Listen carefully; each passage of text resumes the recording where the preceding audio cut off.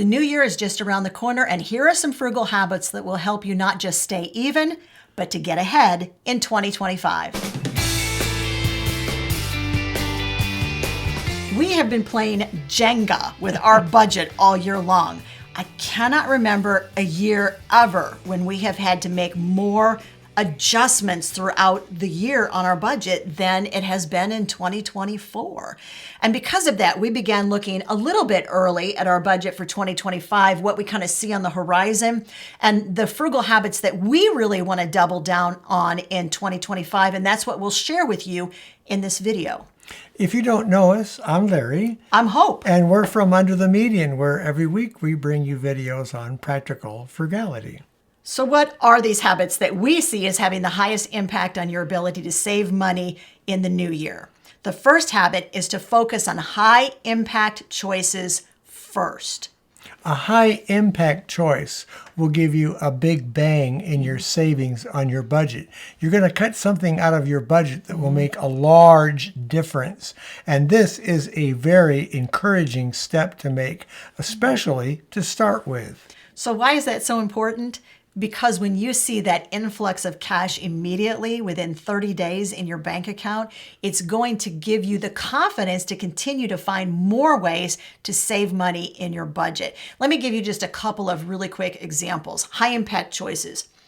When I did this one habit, it helped drop our grocery budget almost immediately by 15 to 20%. Here's what it was. I began planning our weekly menu plans almost exclusively around items that I got on deep discount, on sale, on clearance, on markdown. When I began preparing meals specifically with ingredients that I had already bought at the cheapest price possible, I was able to drop our already tight grocery budget 15 to 20%. Another place you can look at is your subscription services. I'm sure there are some subscription services that you have that you don't use very much anymore. Those can be lopped off right away. You can take other subscription services and look for cheaper ones. For instance, your cell phone plan. You can look for the cheapest cell phone plan and you can save a lot of money there. You can get rid of your cable TV and you can go with some of the online streaming services, which are much cheaper. There's so many different ways to work in this category. Habit number 2, and this almost sounds like I didn't say habit number 1, because habit number 2 is don't discount the power of small habits. Now, I told you to choose those high impact ones first, but that doesn't mean you're not going to add ultimately some of those small habits and small choices. Right. Here's why those habits are super important. Because people tend to discount, for instance, something that saves them $2 a day. They're like, oh, it's just $2 a day. Do you know what $2 a day is? That's over $700 a year, over 365 days in 1 year. All of a sudden, that $2 a day sounds like a whole lot more money, doesn't it? You need to make sure that you are doing the math. When you take a lot of those smaller habits, which are saving you just $1 or $2 or $3 or $4 every week or every month, and you put them together, over time, those small habits that save you small amounts of money, they save you a very large money indeed after a few years. So don't take those small habits and throw them out. Make sure that you are keeping them. And not only that, you can be adding to them. And here's a good way to do that. One simple way to go about this is to get a frugal ideas list. These can be a list of these minor items that you want to reduce in your budget. Keep that list on your refrigerator where you're going to become familiar with it and see it on a daily basis. You can also use this frugal list that you've made to discover new ones that can be added to that. So that will be additional savings for you. Now, if you're the kind of person that's like, just give me one frugal idea every single day of the month for the entire calendar year, we have a frugal calendar that is available that does exactly that. I'll make sure that there is a link to the frugal calendar from Under the Median for the year 2025. It'll be in the description of the video. Hey, do us a super big favor. If this video is helpful to you, scroll up, give it a like for us, and that helps us with the YouTube algorithm. Important frugal habit number 3 for the new year is to buy high quality, but pay a good price. We have talked about this a lot Oh, on yes. this channel. Yes. People tend to think that frugality is synonymous with being cheap. And always buying the cheapest item. It should never be like that, and we'll give you a prime example of why. Look, you can spend, let's say, $35, $40 on an inexpensive pair of shoes. And particularly if it's a pair of shoes you're going to wear every single day. In another year, you're going to wind up replacing those shoes because they were inexpensive and they weren't that well made. So you can do that for 10 years. And if you paid $40 for that pair of shoes over 10 years, you're going to pay $400 for shoes for 10 years. Alternately, you can pick a $125, $150 pair of well-made shoes.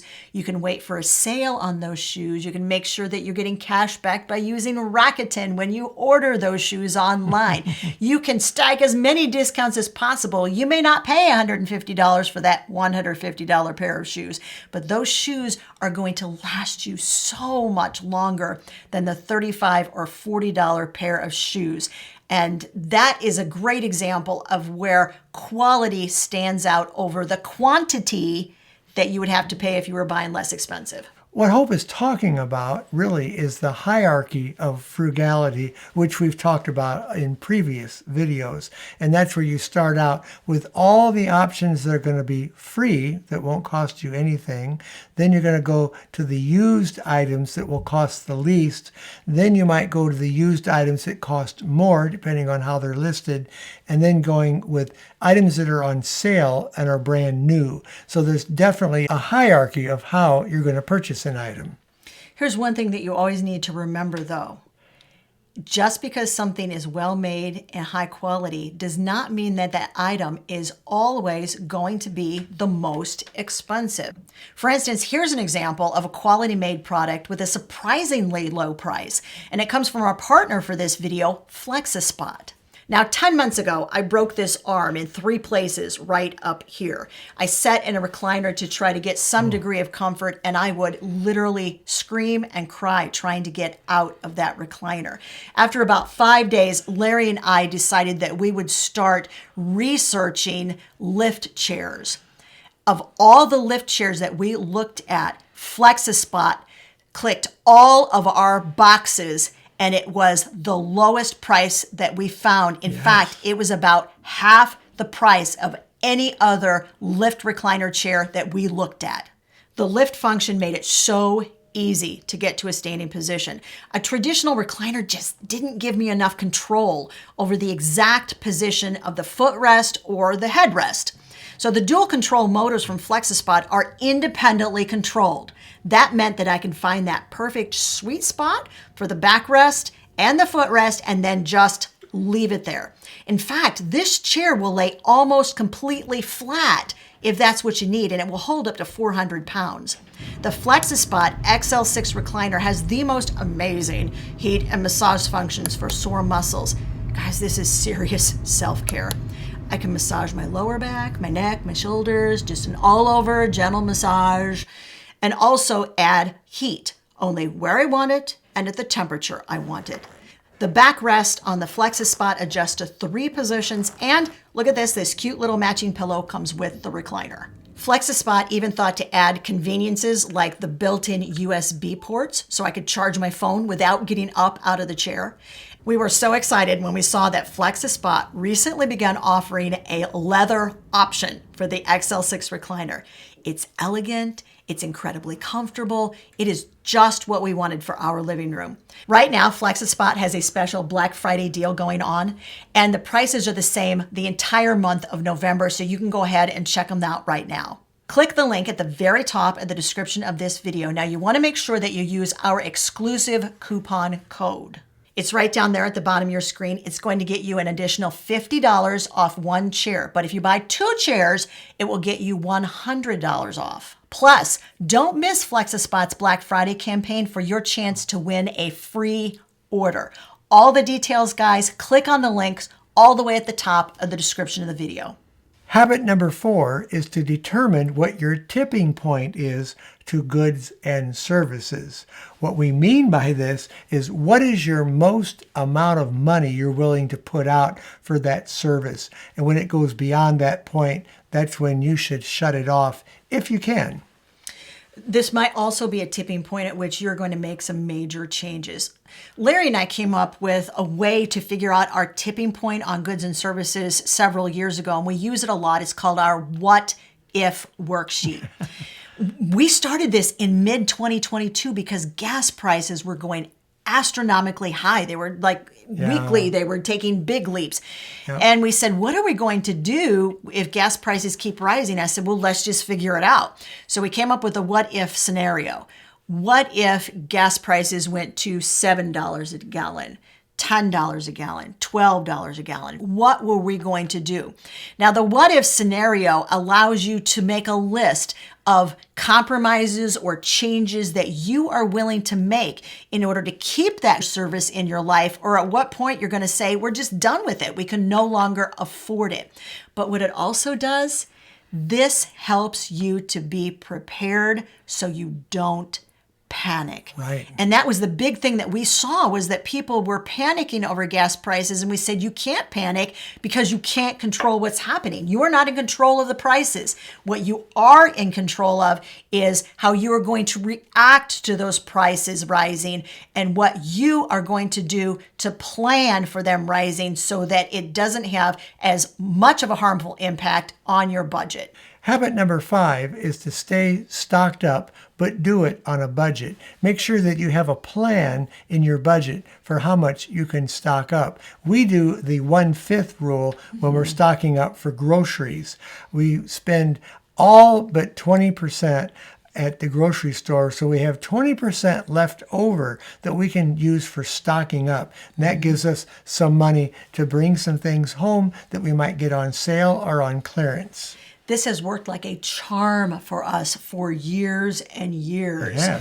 The 1/5 method means that we always have that extra money set aside for stocking up when you find a really great deal, because that is what happens, right? It is. And I've heard even financial experts say, well, you just got to go over that month, and then the next month you kind of try to make up for it. We have never, ever liked that method of Don't dealing like with that. finances, No. because what eventually happens is you wind up saying, well, I'm stocking up for the next month, when you'll wind up overspending every single month. You end up robbing Peter to pay Paul. Exactly. And Paul never gets paid back. Yes. So rather than do that, make sure that you're deliberately setting that money aside. If we don't use that 20% one month, it rolls over to the next Yes, month, which means the next month we're going to have a lot of extra cash in hand to pay for stocking up. That's right. And we very, very rarely go over even a few dollars at the end of the year on what our grocery budget should be average. So try it, guys. The 1/5 method.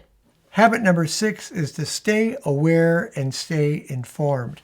This is a matter of tracking what's going on in the economy. What items might be going up due to something happening. If you can get ahead of it, you might be able to buy a few of these things ahead of time. And then when the price goes up or the items get lean and hard to buy, you've got some extra in your pantry stashed away, and you can keep those going until the price goes down or they become more available to purchase. What are some of the methods you can use to stay aware and stay informed?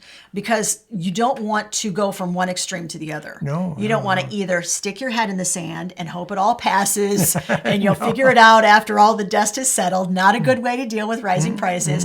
By the same token, you don't want to only listen to sources and people who are just scaring the crap out of you.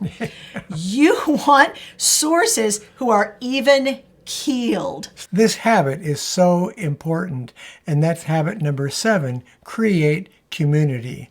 A community of people that can work together to get some things done really helps. You might have some skills that someone else does not have that you can do some things for them and maybe trade for some things that they can do for you. I did this recently with our gas power generator. It wasn't starting. So I invited a friend over who was real good with small motors. And with his help, we were able to get it going. And in return, I gave him an old radio that I didn't want anymore that he really appreciated. So that worked out. That's his hobby with the old radios, and he got something working that I needed to get going. No money was exchanged. If, like us, you're setting up your financial plan for 2025 and you'd really love some step-by-step instructions, we just completed a 4-part video series that's designed to do exactly that. Tell you what you need to do in order to get started on the right foot starting January 1st of the new year. That video series I've linked for you right over there.